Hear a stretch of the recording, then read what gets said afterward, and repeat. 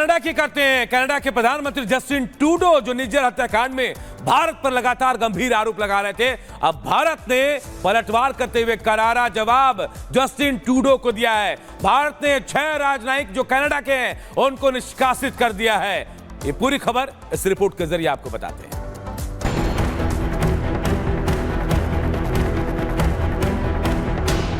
भारत विरोधी agenda, Trudeau का vote bank drama, Canada की हिमाकत, भारत का तमाचा, कीचड़ उछालने की साजिश, भारत की फटकार, कनाडा का भारत विरोधी एजेंडा एक्सपोज। भारत ने कनाडा में पनप रहे खालिस्तान समर्थक आंदोलन पर बार बार अपनी चिंताओं को जाहिर किया है और मांग करता रहा है कि कनाडा हिंसा, उग्रवाद की वकालत करने वाले लोगों के खिलाफ कड़ी और जरूरी कार्रवाई करे।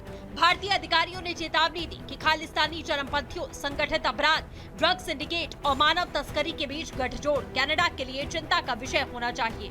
भारत सरकार ने कनाडा में जांच के दौरान भारतीय दूत संजय कुमार वर्मा पर बेतुके आरोपों के लिए ट्रूडो सरकार की आलोचना करने के बाद कनाडाई उप उच्चायुक्त स्टीवर्ट व्हीलर को तलब किया। लेकिन अब इन सब के बीच में भारत सरकार ने बड़ा फैसला लेते हुए कनाडा से अपने उच्चायुक्त और अपने राजनयिकों, अधिकारियों को वापस बुलाने का बड़ा और कड़ा फैसला किया। भारत में आतंक फैलाने वाले, भारत में अलगाव फैलाने वाली शक्तियों को अगर खुला प्रश्रय देगी और भारत को बदनाम करने का षड्यंत्र रचेगी तो कोई भी देश हो, भारत उसके साथ कठोरता से पेश आएगा। आपको बता दें, ये पूरा मामला शुरू हुआ साल 2023 में, जब कनाडाई नागरिक हरदीप सिंह निज्जर की हत्या की जाती है। इसके बाद कनाडा सरकार भारत सरकार पर हमलावर रही। कनाडा का कहना था कि भारत सरकार इस हत्या में ऑफिशियली शामिल थी, जबकि भारत सरकार बार बार इस मामले में कहती रही कि इसमें भारत का कोई लेना देना नहीं है। लेकिन कहीं ना कहीं इस बार कनाडा ने एक स्टेप आगे बढ़कर कनाडा में जो भारतीय दूतावास हैं, वहां जो राजनयिक हमारे काम करते हैं, उनके ऊपर और उनकी भूमिका के ऊपर संदेहास्पद शक पैदा किया और एक ऐसा राजनयिक संदेश रविवार को भेजा गया जिसके बाद भारत सरकार का उखड़ना तय था। भारत सरकार ने सीधे तौर पर कनाडा सरकार को फटकार लगाई। अब भारत ने कनाडा पर तीखा पलटवार करते हुए अपने उच्चायुक्त पर हत्या की जांच में पर्सन ऑफ इंटरेस्ट होने के आरोपों को खारिज कर दिया और उसे बेतुका बताया। आपको बता दें, पर्सन ऑफ इंटरेस्ट का मतलब होता है कोई व्यक्ति जिसके बारे में पुलिस को लगता है कि वो किसी अपराध में शामिल हो सकता है, लेकिन जिसे गिरफ्तार नहीं किया गया। जस्टिन ट्रूडो ने जून 2023 में कनाडाई खालिस्तानी आतंकवादी हरदीप सिंह निज्जर की हत्या में भारत की संलिप्तता का आरोप लगाने के बाद भारत और कनाडा के बीच संबंध तनावपूर्ण हो गए। भारत ने ट्रूडो की सरकार पर आरोप लगाते हुए इन दावों को बार बार बेतुका और प्रेरित बताया।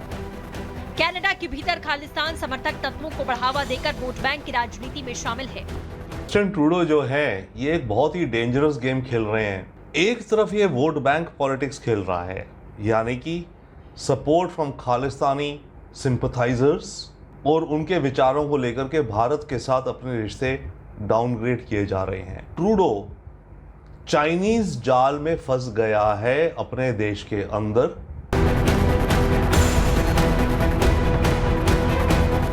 केंद्र की ओर से जारी बयान में कहा गया कि जब से प्रधानमंत्री जस्टिन ट्रूडो ने सितंबर 2023 में कुछ आरोप लगाए थे, तब से कनाडाई सरकार ने कोई भी सबूत भारत सरकार से साझा नहीं किए। इस संबंध में हमारी ओर से कई बार आग्रह किया गया। भारत ने साफ कहा कि इसमें कोई संदेह नहीं कि जांच के बहाने राजनीतिक लाभ के लिए भारत पर कीचड़ उछालने की एक सोची समझी रणनीति है। इतना ही नहीं, केंद्र की ओर से जारी बयान में कहा गया कि प्रधानमंत्री ट्रूडो भी भारत के प्रति शत्रुता लंबे समय से जारी रख रहे हैं। उनके मंत्रिमंडल में ऐसे व्यक्तियों को शामिल किया गया जो खुले तौर पर एक चरमपंथी के साथ जुड़े हुए हैं, भारत के संबंध से अलगाववादी एजेंडा रखते हैं। दिसंबर 2020 में भारत के आंतरिक राजनीति में उनके खुले हस्तक्षेप से पता चलता है कि वो इस संबंध में किस हद तक जाने को तैयार है। उनकी सरकार एक राजनीतिक दल पर निर्भर थी जिसके नेता खुलेआम भारत के संबंध में अलगाववादी विचारधारा का समर्थन करते हैं। ऐसे में स्थिति और खराब होनी तय थी।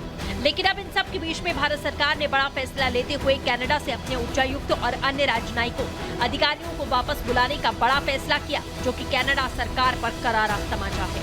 Bureau report, Republic Bharat. और बात ईरान और इजराइल के बीच चल रहे गतिरोध की करते हैं। सवाल यह कि क्या ईरान सरेंडर करने वाला है?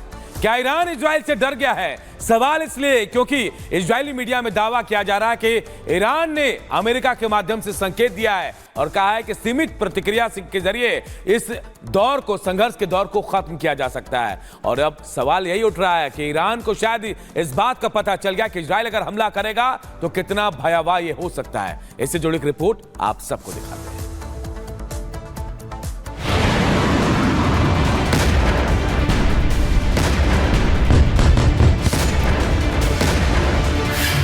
इजरायली मीडिया का बड़ा दावा,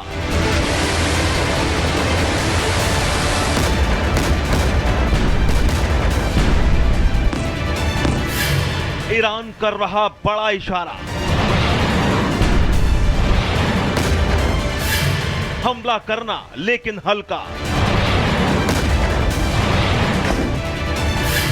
संघर्ष खत्म करने का बस यही तरीका। जिस तरह के कयास लगाए जा रहे हैं कि इजराइल कभी भी ईरान पर बहुत बड़ा पलटवार कर सकता है, ईरान की न्यूक्लियर साइट, ईरान की ऑयल रिफाइनरी या फिर ईरान का कोई बड़ा नेता इजराइल के टारगेट पर आ सकता है। इजराइल ने ईरान पर जवाबी अटैक का सॉलिड ब्लूप्रिंट तैयार कर लिया है। टाइम और जगह भी तय कर ली गई है। इजराइल ने यह भी तय कर लिया है कि किस हथियार से ईरान को पूरी तरह से हिलाना है, कैसे ईरान को खून के आंसू रुलाने हैं। इजराइल 1 अक्टूबर को हुए ईरानी हमले का जवाब देने के लिए पूरी तरह तैयार बैठा है। ईरान की 181 फतह-2 बैलिस्टिक मिसाइल के बदले इजराइल ने ईरान की तरफ अपनी खतरनाक जेरिको 3 बैलिस्टिक मिसाइल का मुंह मोड़ दिया है। बस इंतजार है तबाही के बटन के दबने का। जब पता चल जाएगा ईरान ने अपना पहला हमला कब, कहां और किस पर किया है। लेकिन इजराइल के इस जवाबी हमले से पहले क्या ईरान डर गया है? क्योंकि ईरान पर काउंटर अटैक से पहले इजरायली मीडिया ने एक बहुत बड़ा दावा किया है।